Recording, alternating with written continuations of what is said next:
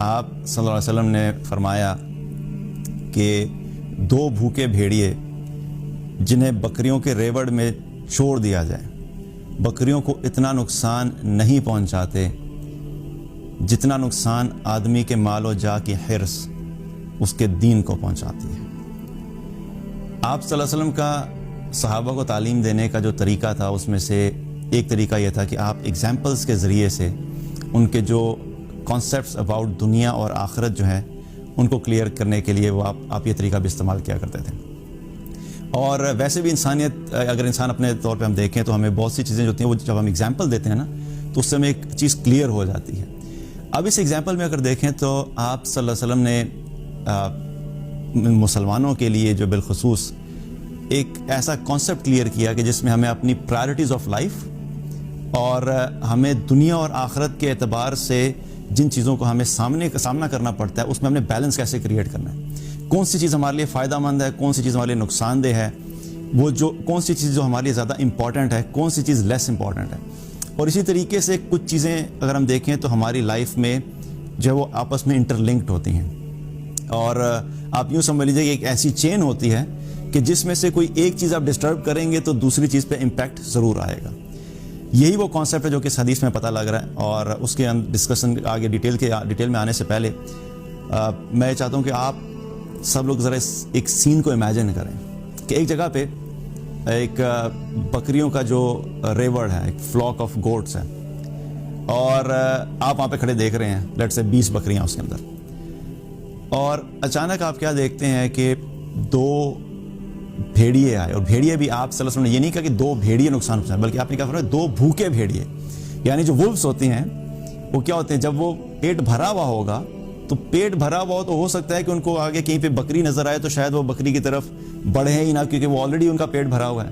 یا اگر بڑھیں گے بھی نقصان پہنچانے کے لیے تو وہ اس طریقے سے ان پہ اٹیک نہیں کریں کیونکہ ان کا پیٹ بھرا ہوا ہے، تو وہ اس پاور سے اور اس شدت سے ان پہ اٹیک نہیں کریں گے، اور ان کو اتنا نقصان نہیں ہوگا جتنا پہنچانا چاہیے۔ لیکن جو دو بھیڑیے جو بھوکے ہیں، تو بھوکا بھیڑیا جب بکریوں کے ریوڑ کے اوپر اٹیک کرتا ہے تو اس سے کیا ہوتا ہے، جو ڈیمیج ہوتا ہے بڑا میسو ہوتا ہے، نقصان بہت زیادہ ہوتا ہے، اور این ممکن ہے کہ وہ دونوں جو بھیڑیے ہیں ان تمام بکریوں کو مار دیں کیونکہ وہ بھوکے ہیں، ہو سکتا ہے کھائیں ساروں کو نہیں، لیکن ایٹ لیسٹ کیا ہوگا، سب پہ اٹیک کر کے 1 بائی 1 سب کو ختم کر دیں۔ اب اگر ایک عام بندہ جس کا وہ ریوڑ نہیں ہے، جو اس ریوڑ کا مالک نہیں ہے، مثال کے طور پہ آپ کھڑے اس کو دیکھ رہے ہیں، تو دیکھتے ہی آپ کے دل میں کیا ہوگا، ایک احساس ہوگا نا کہ کتنا نقصان ہو گیا، اتنا ڈیمیج ہو گیا، کتنا کسی کا ایک ایسٹ تھا جو ریوڑ تھا بکریوں کا، جس انسان کا تھا، اس کا کتنا نقصان ہوا۔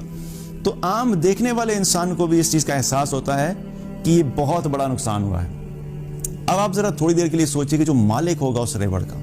جس کی وہ بکریاں تھیں، اس نے بڑی محنت سے ان بکریوں کو اکٹھا کیا تھا، کہیں پیسے سے اس نے خریدا تھا، یا اس نے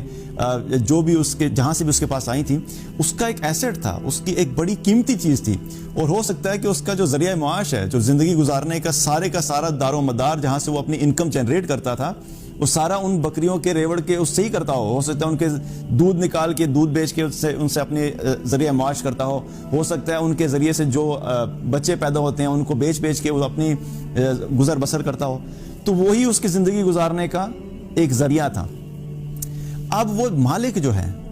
اس کی آنکھوں کے سامنے اگر دو بھوکے بھیڑیے آئیں اور اس کی آنکھوں کے سامنے وہ دیکھ رہا ہے کہ وہ آ کے ان کو نقصان پہنچا رہا ہے، اور ظاہر ہے اس کو اگر وہ نہیں روک پا رہا تو کیا ہوگا، اس کی کیا فیلنگ ہوگی، وہ تو بالکل ایک قسم کا ہوگا نا کہ میری تو دنیا کی ساری چیز ختم ہی ہوگی۔ We can imagine the feeling کہ جو اس کے دل میں احساس ہوگا، رائٹ۔ تو یہ آپ ذرا سوچیں کہ اس کمپیریزن میں آپ ذرا کیا فرما رہے ہیں۔ اب ایک طرف ریوڑ ہے، اب اس کو ذرا ایک مومن کی زندگی کے اندر ہم اپلائی کرتے ہیں کہ ایمان والا جو ہوتا ہے، جو مومن ہوتا ہے، اس کے لیے اس کا ایمان اور اس کا دین اس ریوڑ سے بھی کئی زیادہ قیمتی ہوتا ہے۔ ایک ایمان والے کے لیے دنیا میں جو سب سے قیمتی چیز ہے وہ اس کا ایمان ہے، ایک مسلمان کے لیے جو سب سے اہم اور سب سے امپورٹنٹ چیز ہے وہ اس کا دین ہے۔ اگر یہ ہماری زندگی میں امپورٹنٹ نہیں ہے، اگر ان چیزوں کی ہائیسٹ پرائرٹی نہیں ہے، تو سب سے پہلے تو ہمیں اپنے بارے میں فکر مند ہونا چاہیے کہ ہماری جو پرائرٹائزیشن ہے وہی میسڈ اپ ہے۔ ایسا ممکن نہیں ہے کہ ایک مسلمان اپنے آپ کو مسلمان کہے اور پھر وہ یہ کہے کہ اس کی زندگی میں دین امپورٹنٹ نہیں ہے۔ تو پہلی چیز کیا پتہ لگی کہ جو مومن ہے اس کے لیے اس کا دین اور اس کا ایمان اس ریوڑ سے بھی کہیں زیادہ قیمتی ہے جتنا کہ یہ ریوڑ اپنے اس مالک کے لیے قیمتی ہے. اور دوسری چیز کیا پتہ لگی کہ جب یہ دو بھیڑیے جو ہیں اس پہ اٹیک کر رہے ہیں, آپ صلی اللہ علیہ وسلم نے دو بھیڑیوں کو کس سے جو وہ مشابہت بتائی, کس سے کمپیئر کیا؟ مال و جا. مال و جا کا مطلب کیا ہے؟ ویلتھ اینڈ آنر یا ویلتھ اینڈ سٹیٹس آپ اس کو کہہ سکتے ہیں. کہ جس طریقے سے یہ دو بھیڑیے آ کے اس ریوڑ کو نقصان پہنچا رہے ہیں, تو جو ایک ایمان والا ہوتا ہے, جو مسلمان ہے,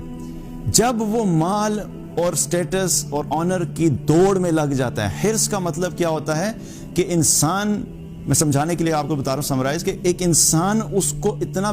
مقصد زندگی بنا لے کسی چیز کو کہ اس کی زندگی میں صرف وہی چیز اس کے سامنے ہو, باقی ہر چیز اس کے لیے سیکنڈری ہو جائے. یعنی وہ اتنا اس کا نشہ اس کے اوپر آ جائے کہ مجھے مال اور جاب کی جو حرص ہے کہ مجھے اس کو دنیا میں سب سے زیادہ امپورٹنٹ میرے لیے یہ چیزیں, باقی سب چیزیں جو لیس امپورٹنس والی ہیں. تو جب انسان اس فریم آف مائنڈ میں آ جاتا ہے تو پھر کیا ہوتا ہے کہ اس فریم آف مائنڈ کی وجہ سے, اس مائنڈ سیٹ کی وجہ سے ہوگا یہ کہ وہ اپنی زندگی کا سارا فوکس صرف اسی چیز کو حاصل کرنے میں اور اسی چیز کو بہتر کرنے میں لگا دے گا. وہ اپنی جان, اپنا مال, اپنا وقت, اپنی انرجی, اپنی جوانی, اپنا جو اپنے سکلز ہیں, اپنی سوچ ہے, اپنے انٹلیکٹ ہے, ہر چیز جو اللہ نے اس کو بحیثیت اسٹرینتھ دی ہے, وہ سارے کا سارا وہ کیا کرے گا, وہ اسی چیز پہ فوکس کر دے گا کہ کسی طریقے سے مال و جا جو ہے میرا وہ بڑھ جائے. اور ہوگا کیا؟ پھر آپ صلی اللہ علیہ وسلم نے کانسیپٹ بڑا کلیئر کر دیا کہ اگر کوئی مومن یا کوئی مسلمان یا کوئی آدمی اس ڈائریکشن میں چلا جاتا ہے کہ وہ دنیا کا مال و جا اس کے لیے سب سے امپورٹنٹ اور اس کے پیچھے بھاگنا شروع کرتا ہے, تو اس کا آؤٹ کم کیا ہوگا, اس کا ریزلٹنٹ کیا ہوگا کہ جتنا نقصان ان دو بھیڑیوں نے